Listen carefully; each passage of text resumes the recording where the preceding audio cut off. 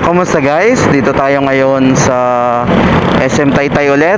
Dumaan lang pero pupuntahan natin ngayon ay ang Baras Rizal. So time check 6:50, almost 7 na. Sa Baras Rizal puntahan natin yung AO Japanese cuisine. Ayan, so Japanese food yung tinitinda nila doon. Try ulit natin and also may experience natin yung nakaupo tayo.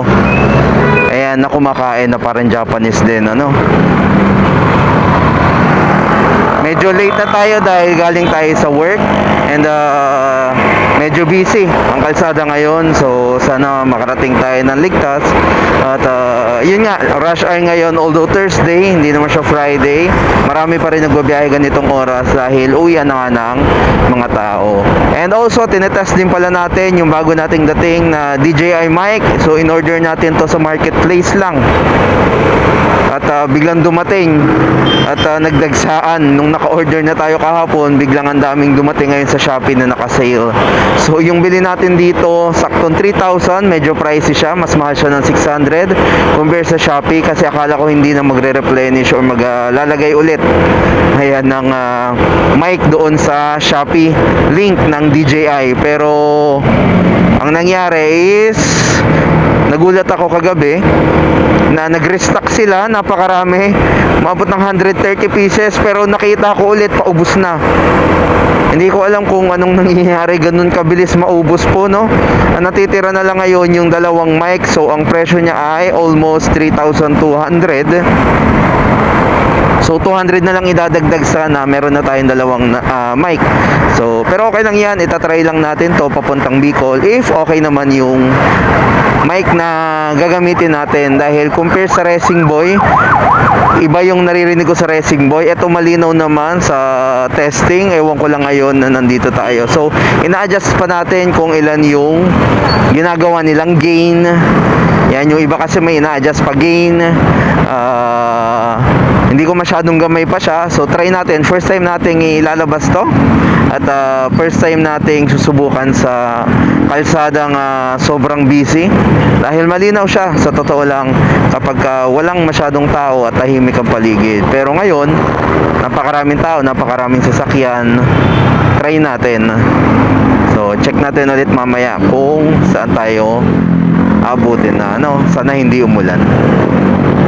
And so guys, ito, pakit na tayo ng Antipolo. Actually, nakakit na tayo ng Antipolo.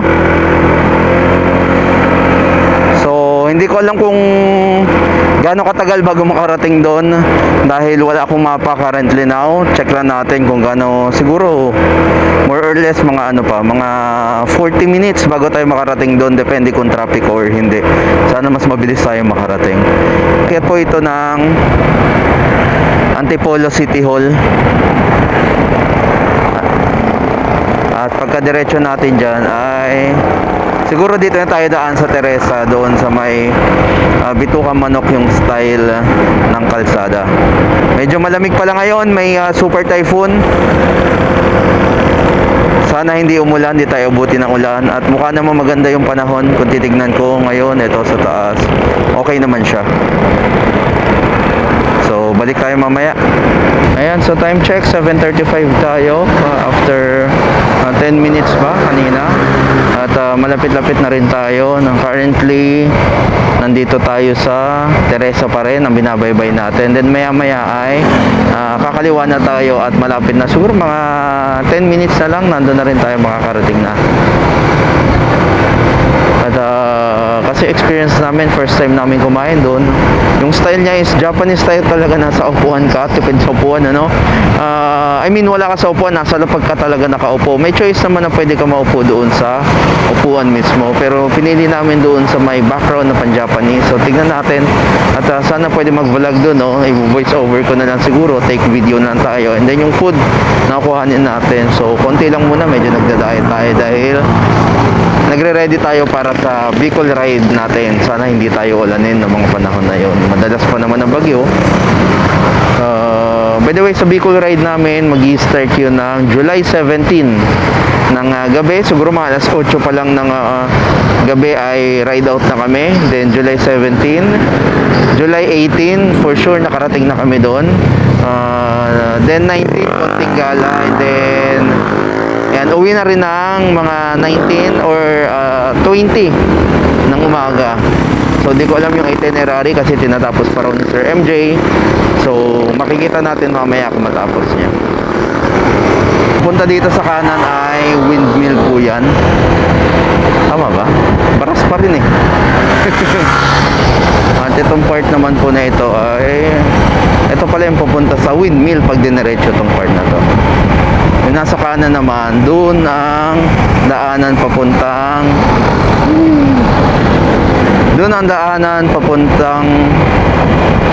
Mangantila.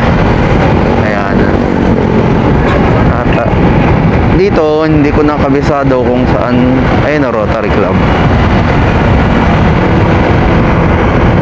So ba tayo naka-left? Ayan. So dito hindi ko nakabisado kung saan papunta doon sa kainan nga natin na AO. Diretso pa yun siguro. Check natin sa mapa. Map na pala siya direct. So 4 minutes ay nandun na tayo. Ayan, dire-diretso lang daw sabi ng mapa. Kanina ko pa pala ito nakamap pero hindi ko inopen. So, ewan ko kung nakikita pa rin sa video, no? Dahil napakadilim sa lugar or sa part na to. Walang street light. Ang tanging nakikita lang siguro ay ang ilaw ni Shadow. Ayan, si Shadow yung ating pinakamamahal na motor na kahit saan natin dalhin, hindi tayo pinapabayaan. Kahit nung na-aksidente tayo, siya ang sumalo ng impact. Imbis na ako ay sinalo ni Shadow lahat yun. Konting sugat lang tayo dahil kung maliit na motor yung gamit siguro natin ay for sure mas malala ang pwedeng mangyari sa atin. So konting alalay lang dito. And doon sa kanto, doon sa kanan, ayan, ay kakanan tayo sa right. Kasi tayo ay nagna-night ride sa gabi. Ayan, so 2 minutes na lang. Ang sabi naman dito ay open daw siya.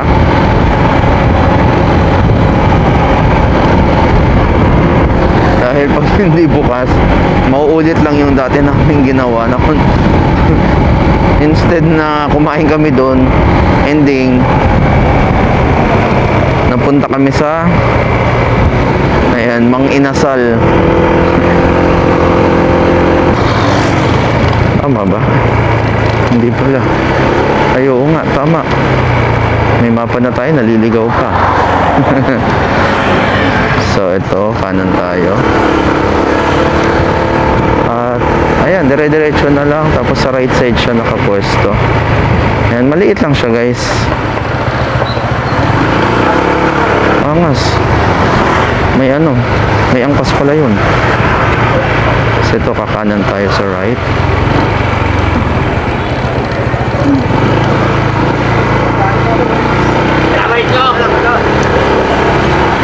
And ito, nakakabulag yung so ayan guys, no? Dito na tayo. Tingin ko ay open naman siya. Ito siya, ayun. Mukhang maraming tao nga lang hanggang labas kasi ay may tao. Not sure. Punuan dito. Pero check pa rin natin, may space pa rin naman. Park lang natin si Shadow dito muna. Kasya naman siguro.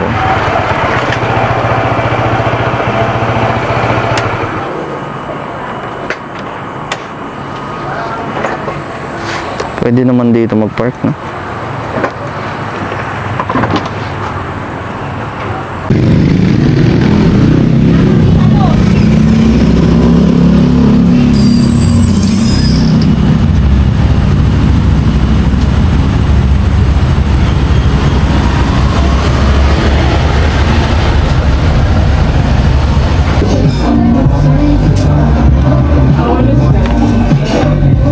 Basta pansit mix lang.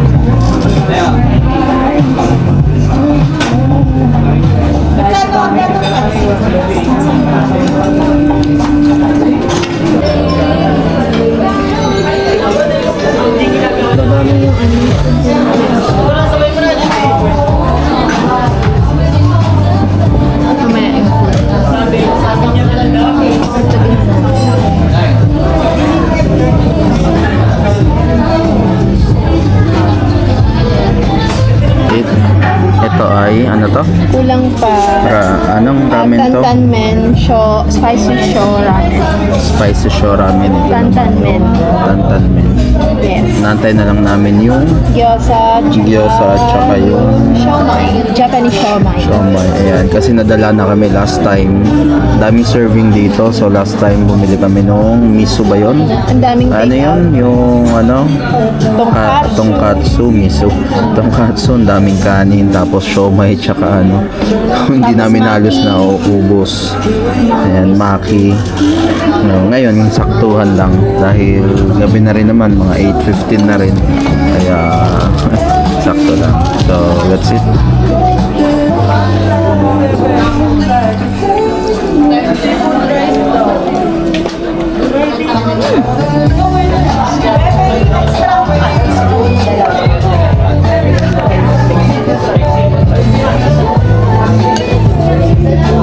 Ano to?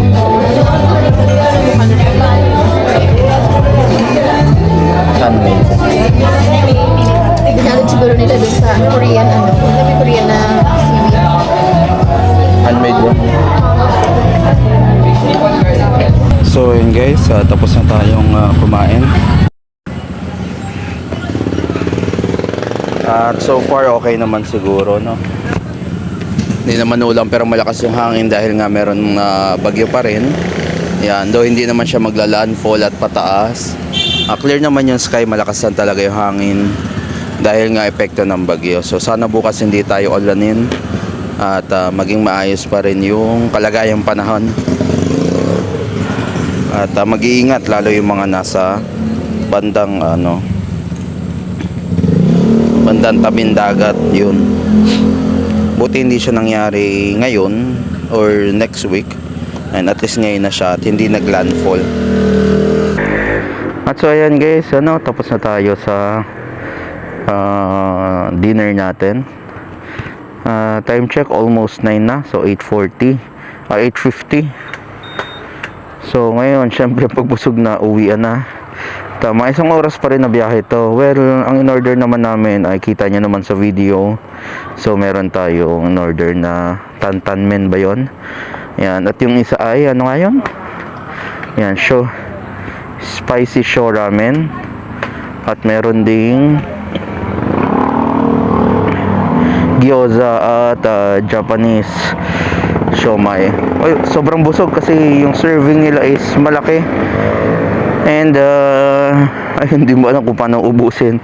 Lalo na alala ko halos ganun din order namin before. And dito pala yan sa Ao Japanese. Ano yan? Japanese cuisine, restaurant and catering. So may mga option naman kayo. Kung gusto nyo yung umupo na may table and chair, okay lang naman. Pero yung choice namin is para feel namin. Although medyo nakakangalay nga sa paa kapag hindi ka sanay na naka-Indian seat tulad ko, nakasanay na ganung upo, mabilis mamanhid yung paa ko sa ganun. So ayan, maraming kumakain dito. And ang sabi daw ay operating hour nila ay every Tuesday to Sunday. Naalala ko pumunta kami dito is Saturday pala, kaya close sila nung time na yon. So Tuesday, so Monday yung pinaka break nila. Hindi, no, nung pumunta kami dito Monday, tama, no, kaya nag-close sila sakto sa daming araw.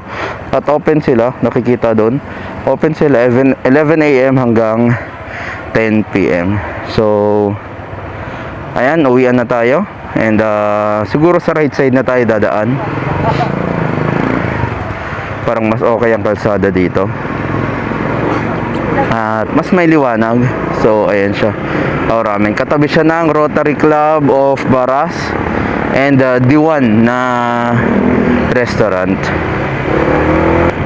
So ang daan na to, ito pag dinire-diretso mo, ito yung sinasabi ko na papunta ng Mangantila. Yan, pag diniretso mo. Pero tayo, hanggang dito lang tayo. Sa Jollibee, pagpasok, pwede rin dumaan dito. Yung parang may sungay na part. So, ayun siya. Pamahalaang bayan ng Baras. Yun, magkakalapit na. So, nasa main tayo. At ayan, ito na yung arko ng Baras. So, salamat po. So, bungad lang po ito. Okay yung food doon, masarap. Lalo na yung sabaw nila. Lasang-lasa mo talaga na matagal siyang pinakuluan. So, siguro, ganda na lang muna ang video natin. It is more on testing lang natin yung mic, lalo ngayong mahangin. Then, check natin mamaya kung okay pa rin siya. By the way, in-adjust ko siya ng gain. Negative 12. Tingnan natin kung mahangin pa rin ang dating kasi nasa baba ko siya ngayon. Pareho lang ng setup kanina pero check natin kung mas malinaw ito. And yun lang, maraming salamat and we'll see you next content. Goodbye guys. Oh, traveler, you carry the sun in your stride.